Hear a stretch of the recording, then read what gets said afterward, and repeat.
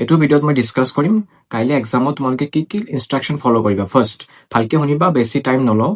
চ' first যিহেতু CBT মোডৰ exam হয়, তাতে অপশ্যন থাকে লাইক তুমি স্কিপ কৰিব পাৰিবা। ফিজিক্স, কেমেষ্ট্ৰি, বায়' যোনটো আগত কৰিব বিচৰা কৰিব পাৰিবা।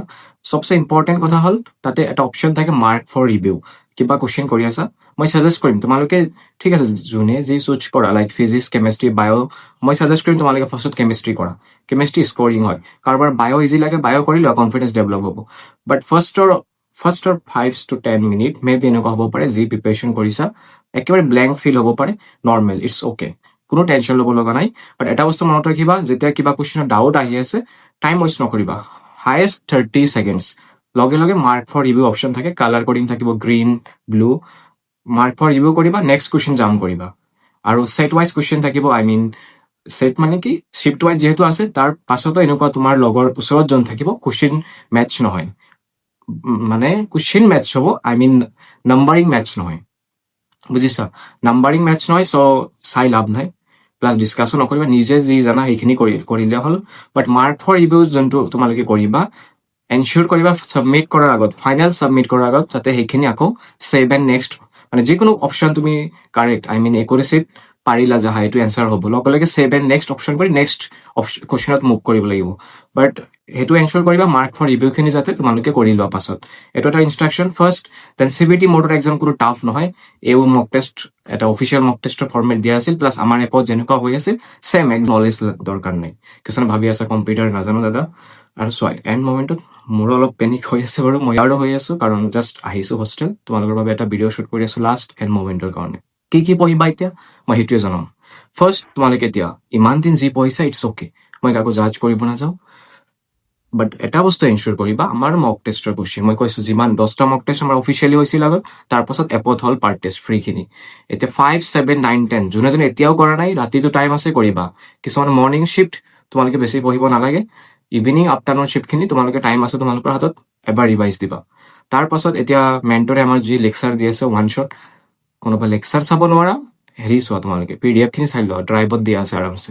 আৰু এটা মেইন ইম্পৰ্টেণ্ট কথা, বায়' পাৰ্ট লৈ, বায়' পাৰ্টটো মই টাৰ্গেট কৰিছোঁ, তোমালোকেও টাৰ্গেট কৰা, যে আমি যিমান কুৱেশ্যন দিছোঁ এটলিষ্ট 75 আউট অফ 80, 75 আমাৰ ফালৰ পৰা কমন পৰিব। ইনডাইৰেক্ট কমন, যদি ডাইৰেক্ট কমন নপৰে, ইনডাইৰেক্ট আহিব চাবা। মক টেষ্ট কিহৰ কাৰণে আমি ইমান কৰাইছোঁ, প্ৰেক্টিচ কিহৰ কাৰণে কৰাইছোঁ, এনেকুৱা নহয় ডাইৰেক্ট কুৱেশ্যন কমন পৰিব বুলি, পৰিব, অফক'ৰ্চ পৰিব। বাট চোৱা, কোনোবা যদি ভালকে পঢ়িছা, তোমালোকে মক টেষ্ট কৰিব গৈছা, তোমালোকে পঢ়িছা, এনালাইচিছ কৰিছা, তো চাইড কনচেপ্টখিনি ক্লিয়াৰ হৈ গৈছে, চ' অফক'ৰ্চ পাৰিবা, একো কনফিডেঞ্চ ডাউন কৰিব নালাগে। কিছুমানৰ মে বি এতিয়া এনেকুৱা ফিল হ'ব যে একোৱে গম নাপাওঁ, পাহৰি গৈছা। মই কৈছোঁ চাবা, বিলিভ মি, আমাক ট্ৰাষ্ট কৰা, নিজক ট্ৰাষ্ট কৰা, পাৰিবা, সঁচা পাৰিবা। এতিয়া ভগৱানৰ ওপৰত, আল্লাহৰ ওপৰত বিশ্বাস ৰাখি কাইলৈ এক্সাম দিয়া, তোমালোকে চবকে বেষ্ট উইচেছ। বায়' পাৰ্টৰ 75 টাৰ্গেট কৰিবা তোমালোকে চবেই। টুক্কাৰ বিষয়ে ডিছকাছ কৰিম। টুক্কা কেনেকৈ মাৰিবা, মই কৈছোঁ 10 to 15 কুৱেশ্যন হাইষ্ট, তাৰ ওপৰত টুক্কা নামাৰিবা। টুক্কা মাৰা অপশ্যন এলিমেণ্ট কৰিব পাৰা কিছুমান কুৱেশ্যনত, বা অপশ্যন চিলেকশ্যন কৰিবই লাগিব। ডাইৰেক্ট একোৱে নাজানা, দেন হেৰি নামাৰিবা, টুক্কা নামাৰিবা।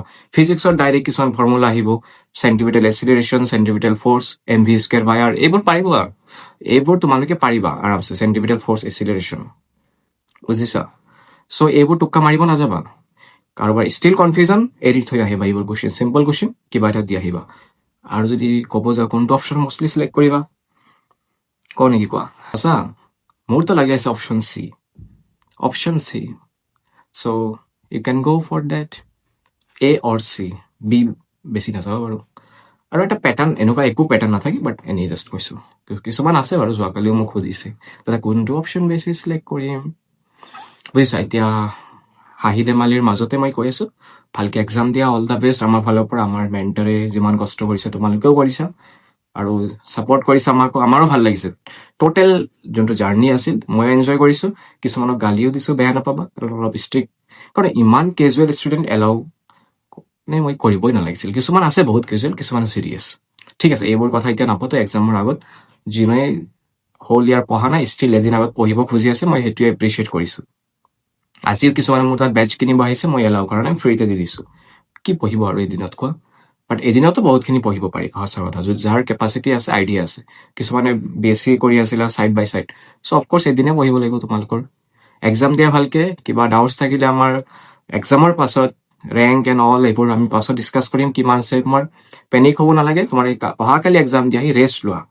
মোৰো কালি যোৰহাট যাব লগা আছে, আমাৰ ইণ্টাৰ্ণশ্বিপ ষ্টাৰ্ট হ'ব, চ' মে বি মই বিজি থাকিম। আৰু এটা বস্তু, অহাকালি এক্সামত মানে এক্সাম দি অহাৰ পাছত যিমান কুৱেশ্যন তোমালোকৰ মনত থাকে মোক পাৰ্চনেলি DM কৰিবা, চ' ডেট তোমালোকৰো এনচাৰ কি আমি এটা দিব পাৰোঁ, যিটো অফিচিয়েলি এনচাৰ কি নোলায় তোমালোকৰ এটা দি দিম, প্লাছ মোৰ তাতে কুৱেশ্যন থাকে, অহা বছৰ আমি সেইখিনি হেল্প কৰিব পাৰোঁ।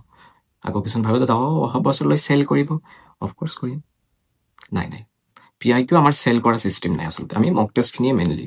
PIQ যোনে পঢ়ে আমি দি দিওঁ। PIQ টো মই এনেও কিছুমানক এনেই দি দিছোঁ, যে জাষ্ট PIQ লাগে চাব লাগে। টেলিগ্ৰামত এনেই ফ্ৰীতে দিয়া আছে PIQ, চ' সেইটো ফাণ্ডা নহয়। কুৱেশ্যন যিহেতু গম পোৱা নাযায়, আৰু এক্সাম দিয়াহি তোমালোকে বাৰবেলি কাকো ক'ব নালাগে। কোনোবা সুধিব পাৰে, যোৱা বছৰ এটা চিটুৱেশ্যন হৈছিল, কোনোবা আনন'ন নম্বৰৰ পৰা মেছেজ কৰে, মই ৱাকিল খান এগ্ৰিপেপৰ পৰা কৈছোঁ, কুৱেশ্যন লাগে বুলি। এনেকে কাকো নকৰিবা, মোৰ নাম্বাৰ সবাই গম পোৱা, মোক পাৰ্চনেলি DM কৰিবা, আমাৰ মেণ্টৰক DM কৰিবা। জাষ্ট দুজন মানুহ, বেলেগক নহয়, এই দুজন জাষ্ট ভেলিড এগ্ৰিপেপৱালা, বুজিছা?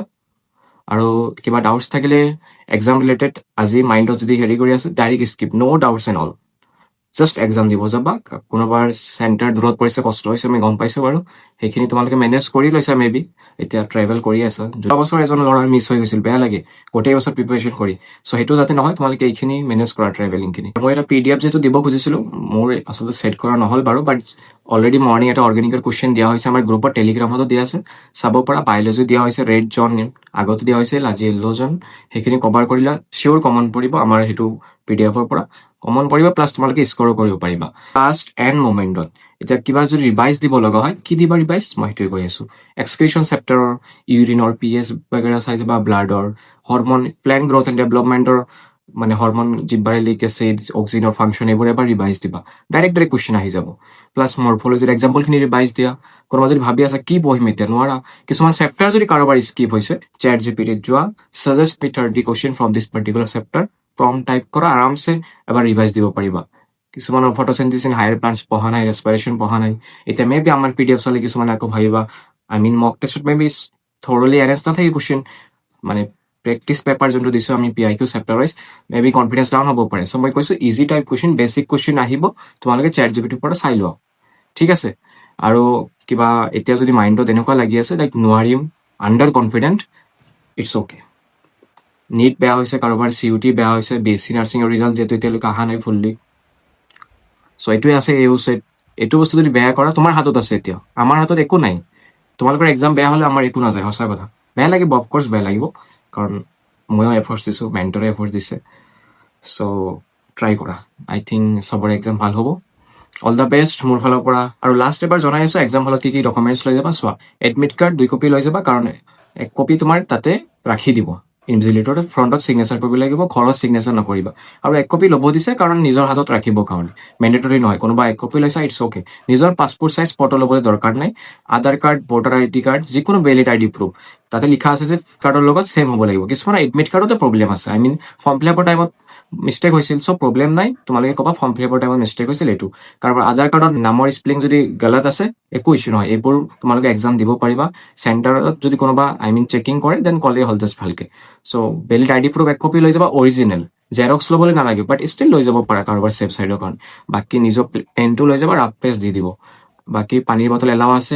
ড্ৰেছ কোড মই কৈছোঁ চিম্পল, পাৰ্ট বাগেৰা পিন্ধি যাবা, বা টি-চাৰ্ট পিন্ধি যাবা। ল'ৰাহঁতে, ফিমেল কেণ্ডিডেট তোমালোকে কুৰ্তি পিন্ধিব পাৰা, টপ পিন্ধিব পাৰা, জিন্স চব এলাও আছে, বাট হেভি জুৱেলাৰী নিপিন্ধিবা, ৰিং নিপিন্ধাই ভাল হ'ব। তোমালোকে এতিয়া পেৰেণ্টছ, এনেকুৱা নহয় যে পেৰেণ্টছ লৈ যাব লাগিব, পেৰেণ্টছ নল'লেও হ'ব, একো মেণ্ডেটৰী নহয়। এক্সাম দিবা, এক্সাম দিয়াৰ পিছত কোনো প্ৰচেছ নাই, ছাবমিট কৰি আহি যাবা জাষ্ট। আৰু কাৰোবাৰ এক্সাম বেয়া হয় বুলি যে মোক কণ্টেক্ট নকৰিবা, নেক্সট ইয়াৰ যদি কোনোবা ড্ৰপ দিব পৰা, কোনো প্ৰব্লেম নাই, লাজ পাব নালাগে, কণ্টেক্টত থাকিবা। বেয়া হ'ব পাৰে, চবৰে যে এক্সাম ভাল হ'ব এইটো কথা নহয়, চবৰে কেপাচিটি ছেম নহয়, মই কাকো জাজ কৰিব নাযাওঁ। ভালকৈ প্ৰিপেৰেশ্যন কৰিবা। এক্সাম দি অহাৰ পাছত চোৱা, এতিয়াতো ৰিজাল্টৰ গেপ থাকিব, ৰিজাল্ট 10-15 ডেজৰ ভিতৰত দি দিব। 15 ডেজ নালাগে চাগে, উইদিন 7 ডেজ অৰ 10 ডেজ। আৰু আগষ্ট 1st উইকৰ পৰা ক্লাছ ষ্টাৰ্ট হৈ যাব যিহেতু, চ' সোনকালে দি দিব, টেনশ্যন নাই। তোমালোকে এক্সাম দি অহা, তাৰপাছত আমি ডিছকাছ কৰিম। বাই বাই, ভিডিঅ'টো শেষ কৰিছোঁ। গিভ ইয়'ৰ বেষ্ট, মই এইটো আশা কৰিম। আৰু কিবা ভুল আই মিন গালি চালি দিছোঁ, ইম'চনেল হোৱা নাই বাৰু, জাষ্ট মনত নাৰাখিবা। ঠিক আছে।